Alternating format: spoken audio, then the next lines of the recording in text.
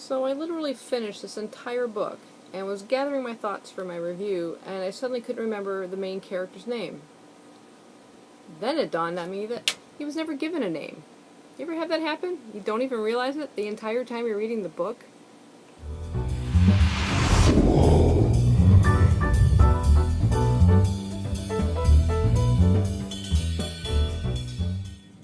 Hi, my name is Sue. Today I'd like to talk about the book The Gargoyle by Andrew Davidson.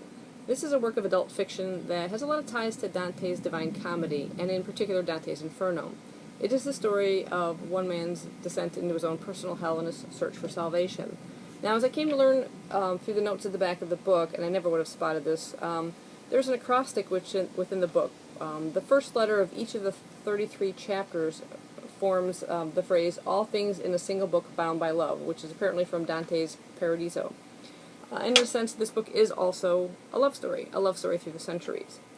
The book is predominantly told through the point of view of an unnamed narrator, and he has not had a really great life. He was orphaned at a young age, raised by a grandmother who passed away, and resented him because she felt that the mother died during childbirth, so she blames him for her daughter's death. And then he's sent to live with his aunt and uncle, who are like meth addicts. So he has grown up in quite a kind of a troubled background, and that has led to his own sort of addictions and kind of, at this point, feelings of suicide. As the story opens up, it is Good Friday, which parallels Dante's journey as it's about to begin as he travels through hell. And our narrator is driving drunk when his car suddenly careens off the side of the road into a deep ravine, and it crashes and burns, and he is trapped within the vehicle for quite some time.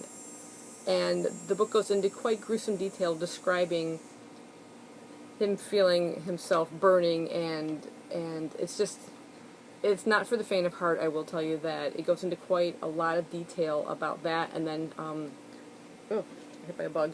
About his waking up eventually in a hospital after being in a medically induced coma, and describing also the therapy that he goes through. When he does first wake up in the hospital, he encounters a strange woman at his bedside named Marian Engel, and she claims that they were lovers back in medieval Germany. Now, Marian Engel is, at that moment, dressed in hospital garb, the garb of a patient. Apparently she is a patient in the psychiatric ward and has wandered away from the staff unbeknownst to them. Now, she's a voluntary patient who will eventually check herself out of the hospital, but she continues to return to our narrator's bedside and describes the life that they led in the past. He is a mercenary when she first encounters him at the monastery where she works as a scribe. She translates various works into different languages, something that she seems to have a knack for. And, in fact, she's secretly transcribing Dante's Inferno into German, which would be looked rather unfavorably upon by the members of the monastery. But, again, another tie to Dante's Inferno. I really enjoyed Marianne's stories, and the way the author uses those as a way to shift point of view to someone else other than our main narrator.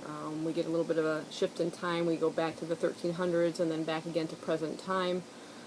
And it's just, the stories themselves were beautiful, tragic, and just really helped move the story along and made it really quite interesting.